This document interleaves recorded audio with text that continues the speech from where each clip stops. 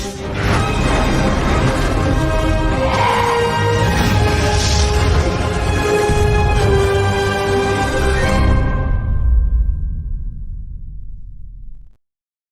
we are live.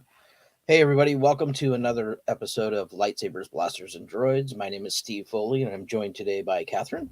Hey, Kat. Hey. Today we'll be covering the Mandalorian Season 3, Episode 4, The Foundling. Just right off the top, when I was watching this episode, which is a short episode, I know I always kind of harp on the length, and Cat's like, it doesn't matter. It just needs to be as long as it needs to be. And I do agree, but it coming off of that long episode of last week, this one really felt short. But not only that, you know what it really felt like to me? It felt like an animated series episode. It just felt like it should be a cartoon. It felt like it was written like a cartoon. It felt like it belonged in I don't know, Clone Wars or a Rebels type of show. I don't know. And we can get into it later about, kind of what worked and what didn't work. But, there were things in this episode I thought were awesome. And then there were things in this episode where I just, what? What's going on? Wait a minute. We're 4 episodes into an 8-episode season, and we're already getting... And we've already had 2 Monster of the Week episodes. I don't know. I expected a lot more from this season, and we can talk about that as the show goes on. But I did want to get your quick reaction to the episode. Purely filler. Right. There's nothing to be gleaned from this. This is the worst season yet, easily. We're like halfway through, and they've yet to find a real story. They've been hinting at it. Gideon escaped, which why that's off screen, I don't know. We get that Gideon had likely sent the fleet of TIE fighters to destroy Bo-Katan's house. We get that. But this was just, I was talking about this on another stream earlier this week. It's like a Land of the Lost type episode, and then they put the flashback in there, and it's like, okay, people were justifiably thinking that the fact that they were keeping that secret meant that it had to be a major character, and instead they subvert the expectation by having it be a major Star Wars actor. I'm like, okay, that's cool. Yeah. But it still didn't mean anything. It's like, okay, we get it. He obviously escaped the temple somehow, but do we need to spend a whole episode just having that be? Because obviously, with that being at the center, putting that at the center of the episode is like the heart of the episode. Is that's what they want to accomplish this week.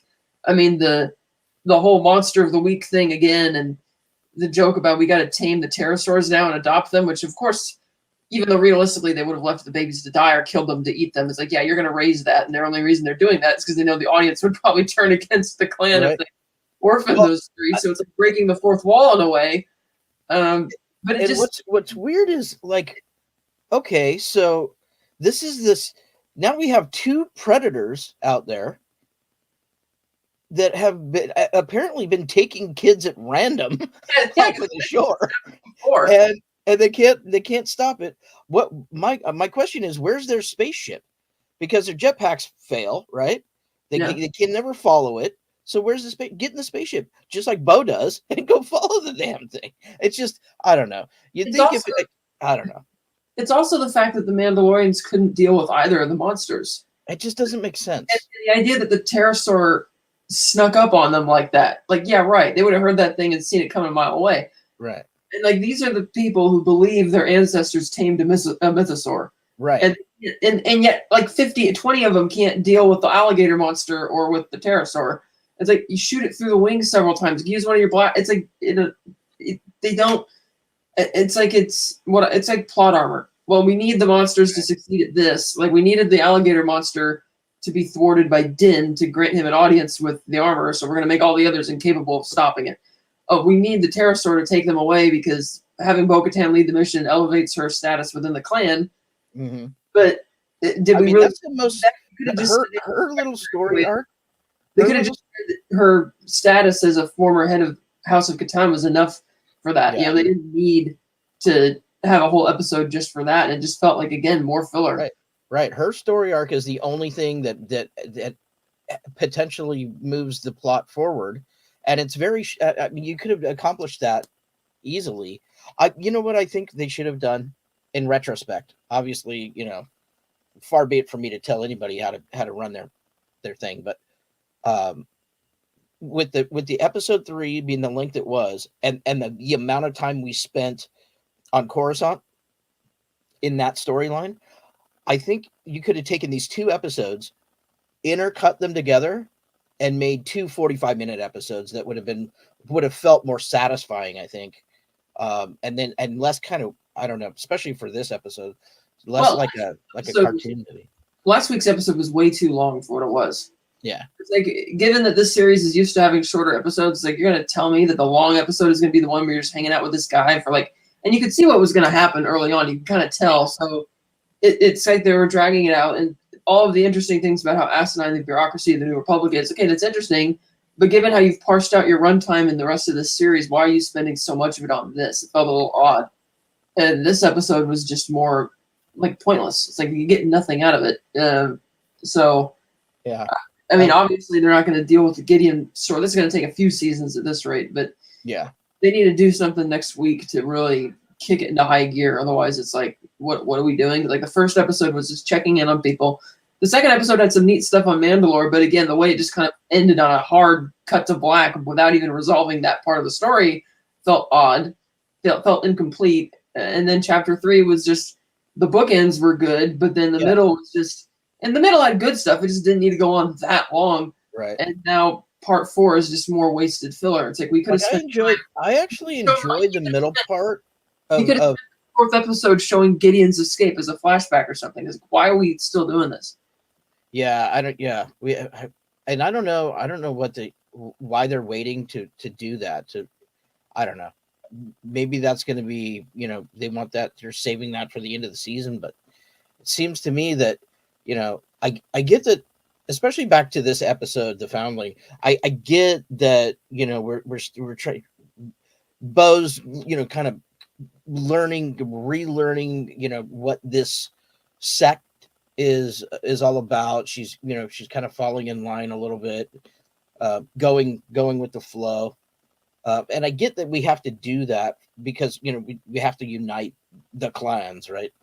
But man, it just felt weird. It felt it really felt like a cartoon.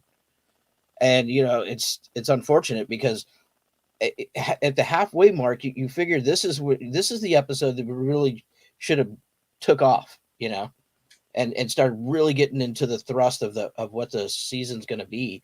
I still don't know where we're at, or where we're going to end up. It just it seems to be floundering a little bit. Well, I have a pretty good idea of where it's going. It's like clearly they're going to find out that Gideon's alive, and because of what Gideon did in Mandalore, they're going to all team up and go after him. Because you can tell that Bo-Katan, she doesn't want to stay there. Like you have that scene at the campfire, and she's like, oh, geez, they're starting to respect me more, which is going to make it harder for me to leave. Right. But Din doesn't really care to do anything. He just wants Grogu to be raised in the ways of a foundling. He's kind of done. Nobody seems to care that he has the Darksaber, which is odd. Wouldn't there be others that want to challenge him for it, since he clearly doesn't want to lead? And again, Gideon's going to have to do something, and that's going to be he's going to be the provocateur, if you will. That's going to create some drive for this season, because so far it's just kind of been meandering along with a few good tidbits here and there. But yeah. Mega Reacts. Hey, Mega Reacts, thanks for joining us, or at least stopping by and throwing some cash our way. We really appreciate that. Star Wars is absolute trash. Have a great night. I don't agree. I think there's still some good in Star Wars. Excuse me. In fact, I really liked Andor. I thought Andor was really well written. I know it's not everybody's cup of tea, but I really liked it. I thought that showed, how great, Star Wars on TV could actually be if we put time and effort into it. But obviously your opinion is just as valid as anybody else's. And if you don't like the new stuff that's coming out of Star Wars under Disney, I get it. A lot of people don't. I for one didn't like most of the movies, unfortunately. Hopefully they get that back on track here soon. But thank you for the super chat. We appreciate it. Hakeem says, these episodes are feeling like 80% filler and 20% advancing the story. Yes, I agree. And for a show that's notoriously short, anyways, when you have a half an hour show, and then just 8 episodes, you want them to pack a punch. You want them to pack as much story and lore and as they can in these episodes and move these things forward. But it's just this season as a whole so far, half a season now has felt like they're just kind of rudderless. It's like they got a contract extension and decided, well, the story doesn't drag out that far, but we got the contract extension, so let's just arbitrarily drag this out, because that's kind of what it feels like. So I remember we know that Favreau's already written season 4, so I don't know why. It's just weird. And he just gave an interview recently when he was asked how long is this going to go on for, like how many seasons, and he wouldn't commit to a number, but he said, well, as long as the fans like it, we'll keep doing it. And I'm thinking, well, that's a little slightly evasive, political answer, because you don't want to give the exact number, but then right at the same time, there might be some truth to it, because again, is there a reason? Like even the filler episodes in the other seasons are a lot better than the filler episodes here. Well, yeah, and so far the premiere episode of the season was the least watched premiere. I think episode 3 was one of the least watched from the entire series. So yeah, they got some work to do. I don't know if it's just they ran out of steam. The writing ran out of steam, and this is just one of those lull seasons, or what? When as great as it is to have Ahmed Best, as we should mention, be the guy that they cast, and I think that's really cool. I was there in Chicago in 2019 for Celebration when he came out on stage. Yeah, that was awesome. I was watching that. That was awesome. That was amazing. And he got one each time he came out, whether it was the Celebration stage or the panel I was at the episode 1 reunion panel. That was great just to see them all there. But it felt like the episode was designed around just that cameo. Even the first shot of him when the elevator doors open, it's like you knew that once a no-name Jedi, nobody kind of found Grogu and put him in the elevator. That's like, okay, the fact that they're taking a lot of time in the elevator, counting down when the doors are opening, clearly it's going to be somebody. And it's like, okay, that's a cool moment for him. Yeah. But you can tell that's what they built the episode around. It's like, we'll have the filler stuff with the monster thing, and then we'll just have the whole episode just basically be, look, it's Ahmed Best. And because it's been noted that he was ultimately put on a ship with the Naboo gave him, the same ship, it seems, that Padme took in episode 2 to Tatooine Geonosis. The H-type and yacht, right? Yeah, it's that one. Not the Flying Wing from the end of Revenge of the Sith, but that's her other one. Right. And some have speculated that I wonder if he's going to end up actually with Jar Jar. And I thought that'd be right. Was it Jar Jar that actually sent him? Sent the ship, or was it Padme? It might have been Padme. Padme might have had this. He was there, and when Anakin came back from killing everybody, she's like, you could see the smoke from here attacking the Jedi. Blah, blah, blah. I'm thinking that she probably would have, please take the ship, go save people, And it's like, again, it's a great moment for Ahmed Best, but how is it advancing the story? Because it didn't even tell us the key information, which isn't how did Grogu escape. We knew obviously a Jedi helped him get out. Yeah. But where has he been for the roughly 28 to 30 years between episode 3 and this season of The Mandalorian? Like we don't really know. Like right, they're really kind of slow rolling this. They never even answered the question: is how did Grogu end up at that compound that he was at in the pilot episode? Like where all these random pirates and bounty hunters had him there. It's like, well, did they kidnap him from the Empire? We're holding him for ransom. I'm like, I'm assuming that all of that is gonna unfold as his memories. We get these flashbacks as his memories. I'm assuming it's gonna lead up to that point, but that's just an assumption on my part. It was cool that they brought back Ahmed Best though, and he came back in a big bad way. It was badass. Keller and Beck. And the way he uses the 2 lightsabers is so awesome. Like he's a master at those blasters. His nickname is the Sabered Hand. And they reached back into a children's Star Wars YouTube show that he was on called Star Wars Jedi Temple Challenge. at where he played Jedi Master Kelleran Beck. Oh, he did. Yeah, I never watched that, so I didn't know. I knew he had a show Yeah. like that, but I didn't realize that was the same character. Yes, and he was they gave him a lot of leeway to kind of develop that character, but he's really skilled. Obviously, he's good. The sabered hand with 2 lightsaber fighting. Yeah, yeah. So I thought that was kind of cool. So I brought that in. Yeah, but even then, they still could have had compelling story developments with what was going on the still unnamed planet that the Mandalorians are all hiding at, while having that flashback. And instead, it's just like you said, another monster of the week type episode. And I bet, okay, so we learned that Paz Vizsla has a son, and I'm assuming that's his biological son instead of his foundling. Maybe that's the next heir of Vizsla, because it's the same kid from the beginning of the pilot episode, from the beginning of the first season episode, the first season 3 episode, who was given his helmet for the first time.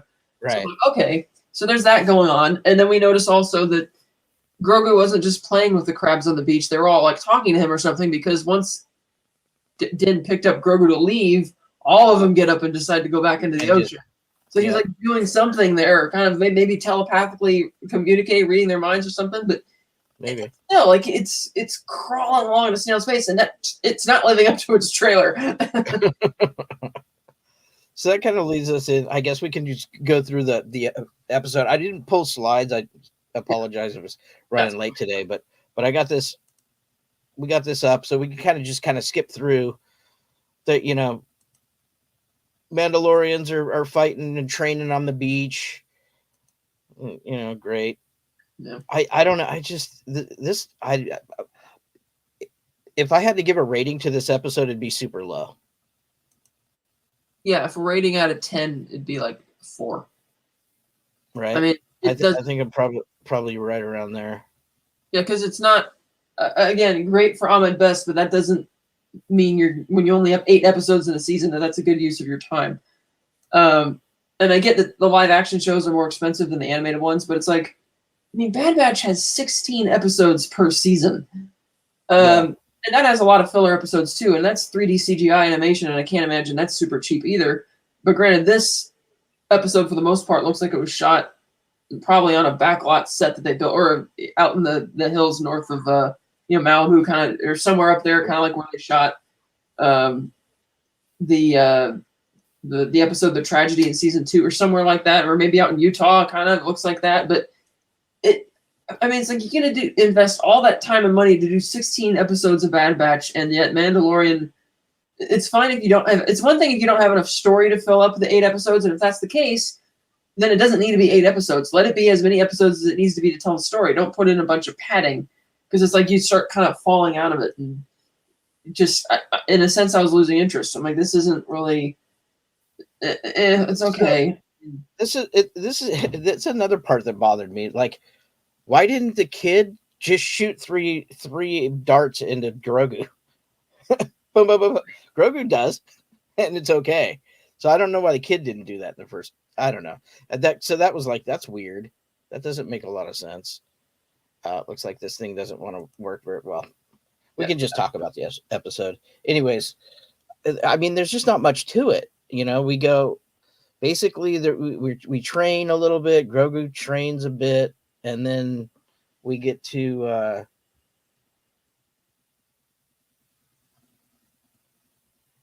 Grogu trains a little bit, and then then you have the monster. We get we get the monster comes and takes the kid, which was, I mean, that whole sequence was weird. That didn't make a lot of sense either. Yeah, because again, it's not, that giant thing isn't going to sneak up on them. And the way they mentioned that it's happened before, and it's like, and it's not on your priorities to kill that thing. To kill that thing, or why are the kids training outside in the front there when you have caves that are safer from these beasts? It's like, it just doesn't make any sense. Yeah, I mean, it really didn't make any sense. And so we have that, and basically that's all we get. So while they're off chasing the monster, chasing the flying monster, Grogu goes in with the armor, and the armor starts making Grogu a chest plate, and while she's hammering the Beskar, It's the she sparks glare that causes he starts remembering, the and flash. then goes, yeah.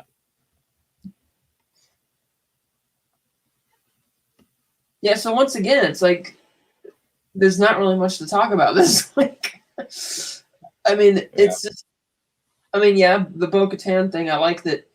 I mean, yeah, she does tell the armor about the mythosaur this time, and at first the armor dismisses it as a vision, to which she says, "Well, no, it was actually real." I was like, "Oh, then people tend to see things that when they're doing that type of stuff." She's like, "No, it is real," and it seems like the armor might have believed her, but didn't perceive it as a big deal, and so it's like, okay, I guess, because there's really nothing to be salvaged on Mandalore per se. Like, even if they go to find the mythosaur, it's not like they can do anything with it per se. So I guess because I thought that was going to mean something when she would reveal that she saw the mythosaur, whether they would believe it or not. Maybe it would have a bigger reaction if she told the rest of the clan, particularly Din, but it didn't have any real reaction, and so it's kind of like, oh, okay, so that was a thread that hasn't really gone in the direction I was thinking it was going to go. Sure, subversion of expectation, but that's not always a great thing. So yeah, it just needs more drive at this point, I think. Yeah, I think I think my internet is not functioning properly. I think I'm freezing up a bunch. Oh, well, I can hear you still. You're still there. So yeah, it's I don't know. Any other comments?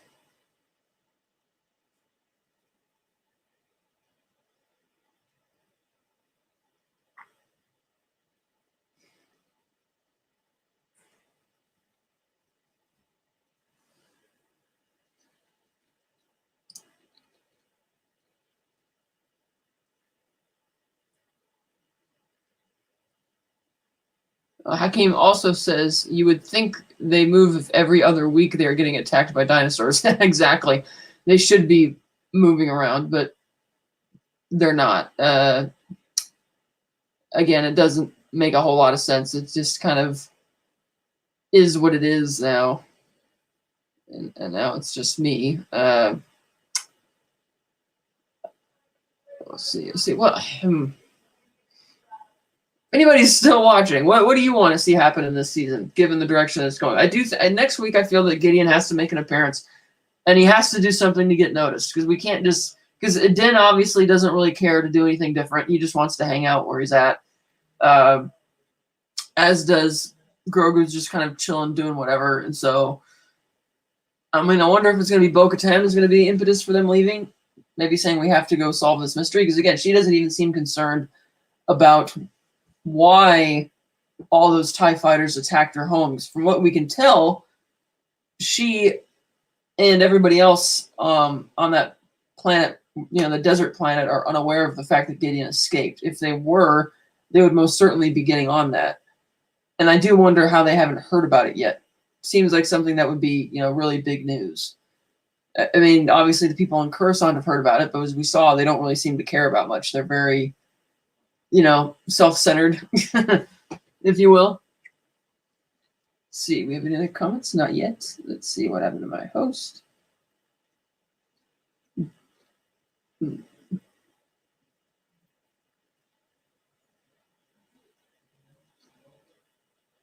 Let's see, trying to find out what happened to my co-host Steve.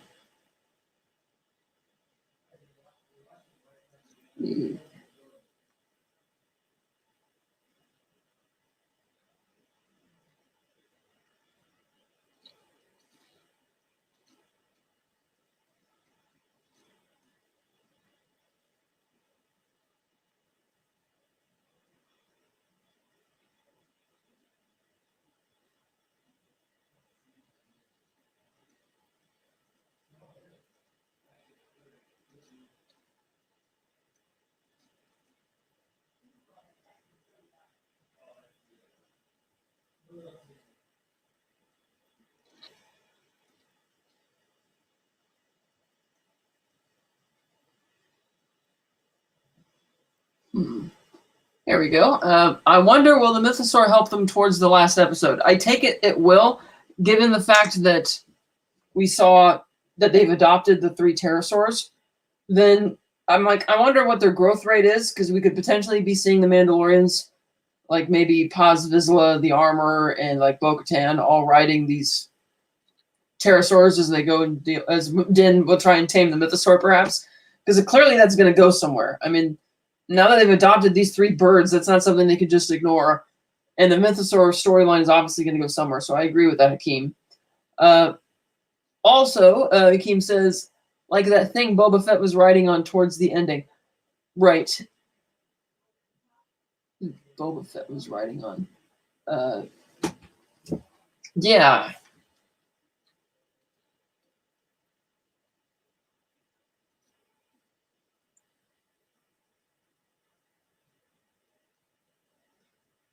Let's see.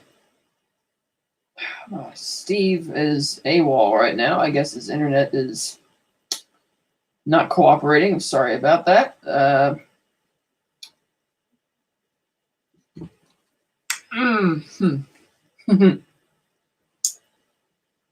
There's another good point, though, that you raised. Boba Fett, now that he's head of the Mos Espa and that corner syndicate, he could contribute as well. We know that there's eventually going to be a crossover event. I have a feeling that's going to have more to do with Thrawn than it will with Gideon. Although it seems like Gideon's going to be a character who's going to last for multiple seasons and might have a crossover. Like, imagine if Thrawn met Gideon. That'd be kind of cool. Because, frankly, we still haven't even seen any glimpse of the Night of a Thousand Tears. I mean, we get it. There was evidence of nuclear holocaust on Mandalore.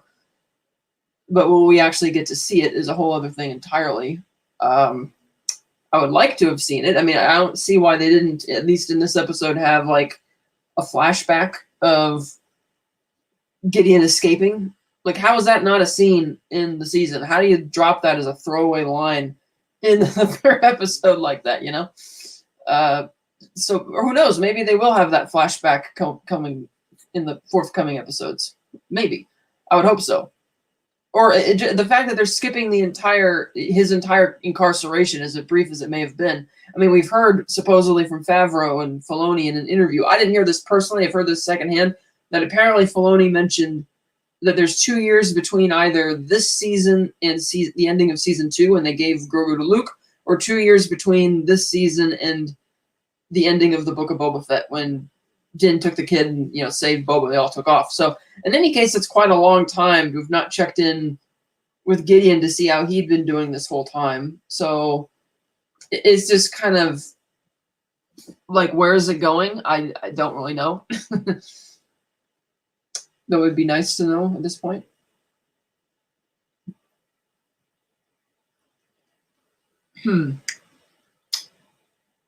I don't know if I have the ability to add anybody else in the show. I don't think so. Let's see. Let's see if I could do this. See if anybody would like to.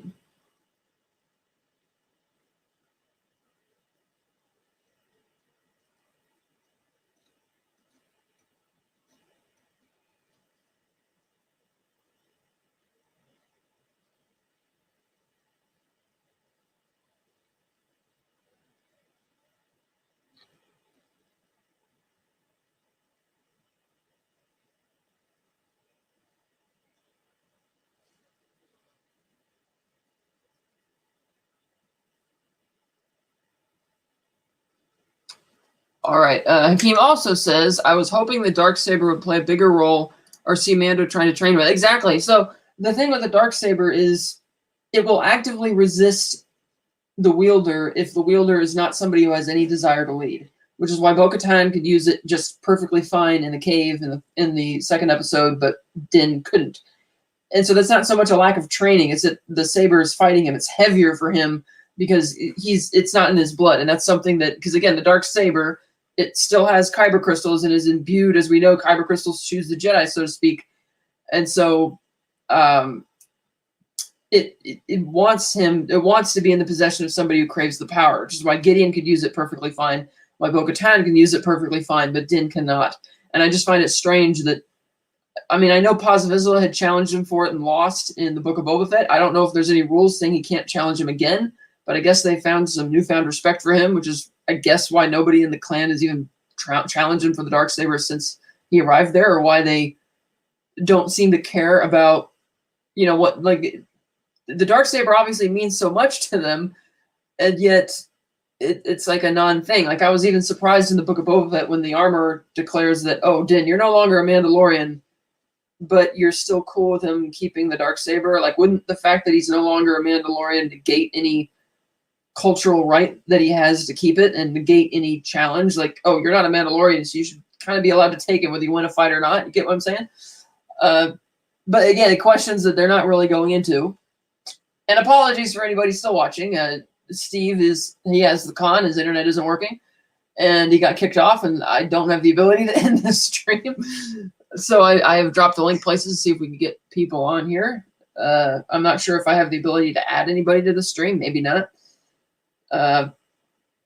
Okay, let's see what is going on here. Oh,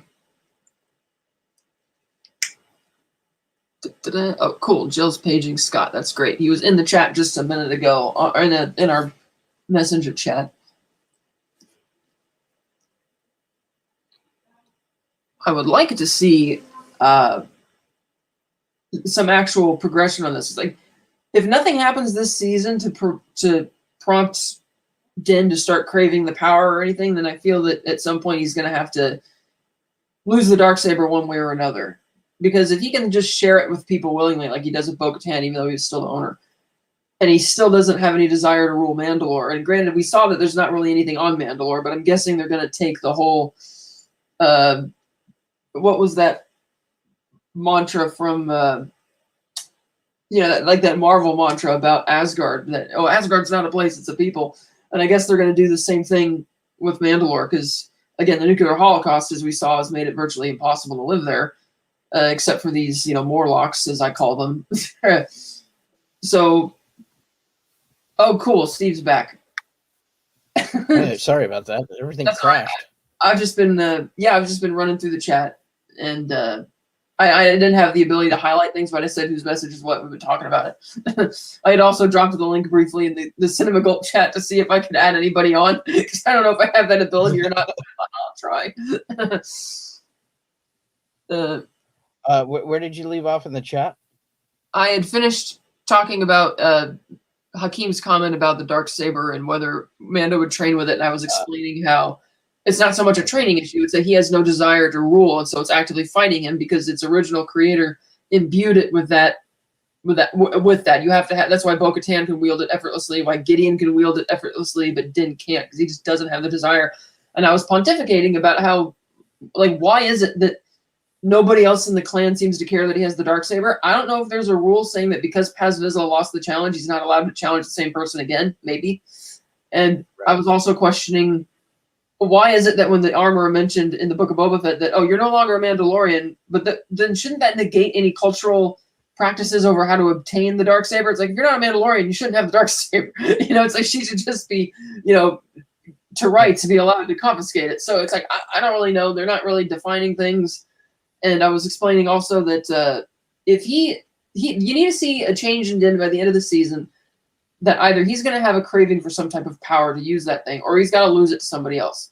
Because the only third option I could see that makes sense with the Darksaber is if there will be a shedding of that whole reverence for that weapon, in sort of the same way that Din was able to bring himself to take off his helmet a couple times in, seasons 2, something like that. But so far, just, kind of spitballing about the things that aren't explained, that they get things that could iron out pretty easily with a few lines of dialogue if, the writers have done that. Oh, we have another comment here from Hakeem. We have bot name says Billy. And then below that, we have one that says, you able to highlight it?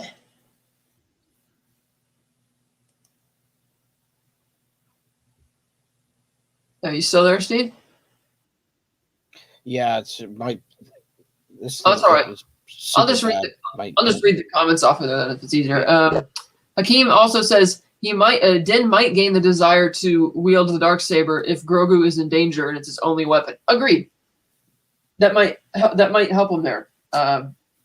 Because as we saw in the second episode, it's not that it wouldn't let him use it when he was trapped in the cage. It's that he literally, because he was so enclosed, he couldn't actually use it, which is why he had to give it to Bo. But yeah, I could see that happening.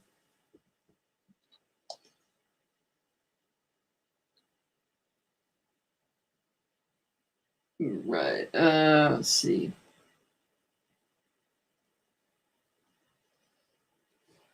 Private chat. Here we go. Let's see.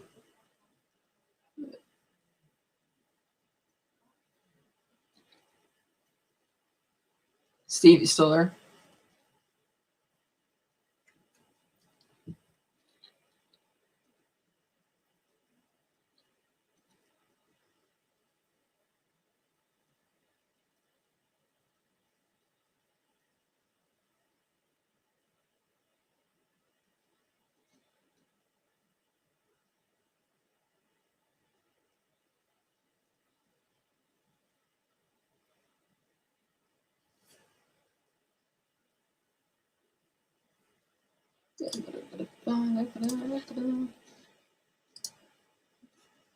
All right, we are still here.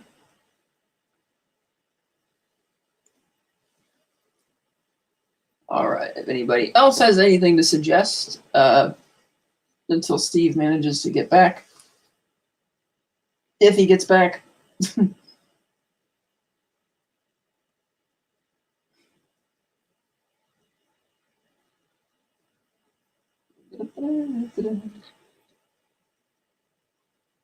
So what?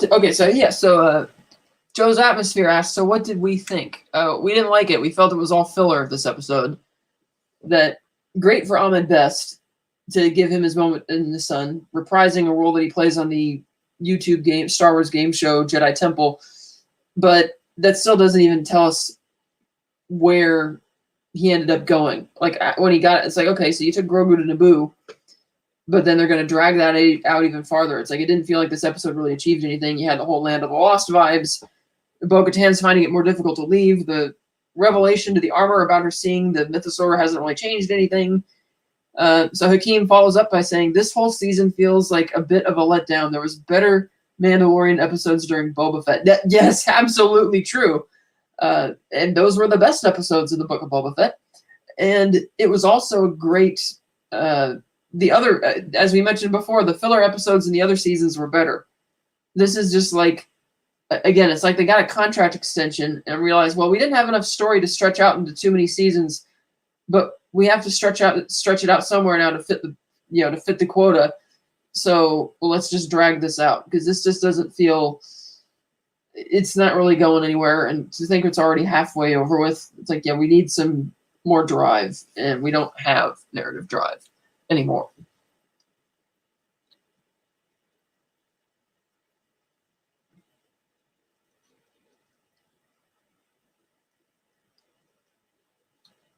And then the other thing that we think as well, Joe's Atmosphere, is the notion that this pterosaur can just sneak up on them, and the throwaway line that it's kidnapped other children before. And it's like, and you didn't make it a priority to hunt this thing down a long time ago, and you thought it was safe to still let the children be outside training instead of in the cave when you know there are these pterosaurs that could sneak up on you like that and kidnap and eat the kids. I mean, it's just kind of, it's a bit contrived, doesn't make sense. And I felt it was a bit fourth wall breaking that they adopt the 3 babies. I mean, I get it. They're kind of, they adopt foundlings, but realistically, how are they going to care for these things? It's going to be a huge hurdle for them to deal with. It felt like they were doing it just because, oh, well, we don't want to kill the cute little animals or orphan them because then, it'll be seen as, bad. The audience will rebel against our heroes if these little guys are orphaned and abandoned and left to starve. So, we'll just bring them back. And it's like, okay, I guess that's the takeaway from this episode, that we get a partial explanation of what became of Grogu after he escaped the temple. We all knew a Jedi had to have gotten him out of the temple. It's this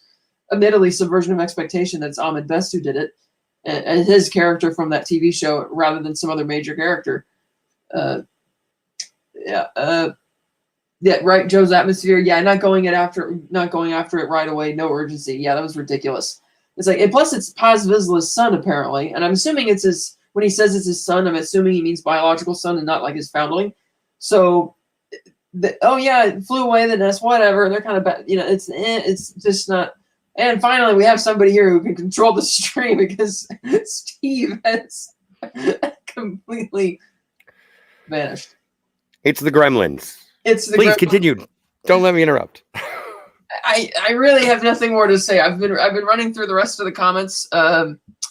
I was just summing up for the latest person in the chat, Joe's atmosphere, what we thought. It's all filler. A lot of it doesn't make sense.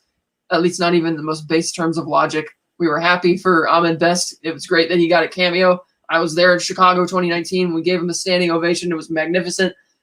But did that really need to be the only thing we got out of this episode when there's only 8 episodes in the season? No. We need more narrative drive, and we need it now. So, so far, this is the most disappointing season yet. The filler episodes in the other seasons were much better. And as pointed out by Joe's atmosphere in the chat, or as pointed out by Hakeem, I should mention in the chat, the Mandalorian episodes of the Book of Boba Fett were significantly better than these Mandalorian episodes. So, yeah, it's like somebody extended you need to make this show like 8 seasons instead of 7.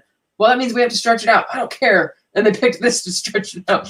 And that's kind of what it feels like we're doing right now. But that's really all I have to say. Joe's atmosphere says, yeah, that was the best part. Ahmed Best agreed. And Hakeem says hello to Scott. Because Hakeem. Everything better. Yeah, my public breakup with Star Wars is well known. So I wish I could contribute to this conversation. Unfortunately, I cannot. But which ending do you guys? Which is it? Just the regular Fantasmagorium video to close on? It might be, unless if he doesn't have a Star Wars one queued, then it might just be the regular one. I don't think there is a Star Wars one, but yeah, we do have a Spider-Man one yet. But anyway, we'll announce that later. Anyway, go see some Jedi. My favorite. Got to see some Jedi. My favorite part of Star Wars. That's true. Joe's atmosphere. We did.